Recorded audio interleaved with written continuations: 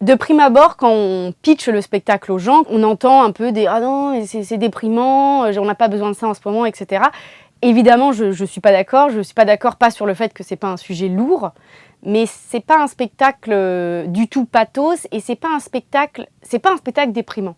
C'est un spectacle profondément humain et ça pose vraiment les questions de la culpabilité et de ce rapport de responsabilité entre sa mère et son enfant. Et forcément, c'est un sujet qui nous parle énormément parce qu'on est une génération qui remet en cause beaucoup d'actions de nos parents et peut-être même de nos grands-parents, notamment avec diverses crises sociales et crises écologiques. Ce spectacle, de manière beaucoup plus large, parle de ça. Qu'est-ce qu'on doit léguer à nos enfants et où est-ce qu'est notre responsabilité? Dans ce spectacle, il y a aussi les enfants, ceux qui restent, donc le frère et la sœur. Ils ont une place extrêmement importante et eux aussi se posent la question de qu'est-ce qu'on aurait pu faire, comment on aurait pu tendre la main à notre frère, voir, ne pas voir. Tout n'est pas non plus la responsabilité de nos parents.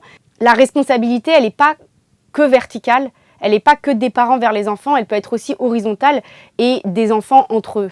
Alors je pense que j'ai 2 passages préférés dans la pièce. Un passage préféré parce que c'est un passage qui m'a complètement eue. C'est à peu près le seul passage un tout petit peu comique de la pièce. C'est quand elle reçoit un coup de téléphone d'un démarcheur téléphonique qui n'est au courant de rien de ce qui vient de se passer dans sa vie. Ça symbolise vraiment cette idée qu'on ne sait rien de la vie des autres et que ce qu'on voit d'eux, c'est juste une petite partie de l'iceberg, que parfois ils sont peut-être mal polis, mal lunés, mais c'est qu'il y a beaucoup plus derrière.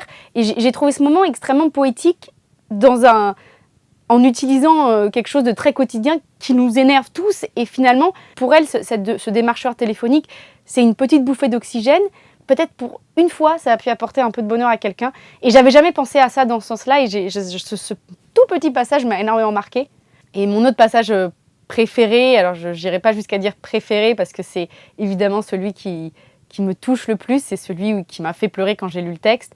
C'est quand la mère détruit l'ours en peluche de son enfant mort.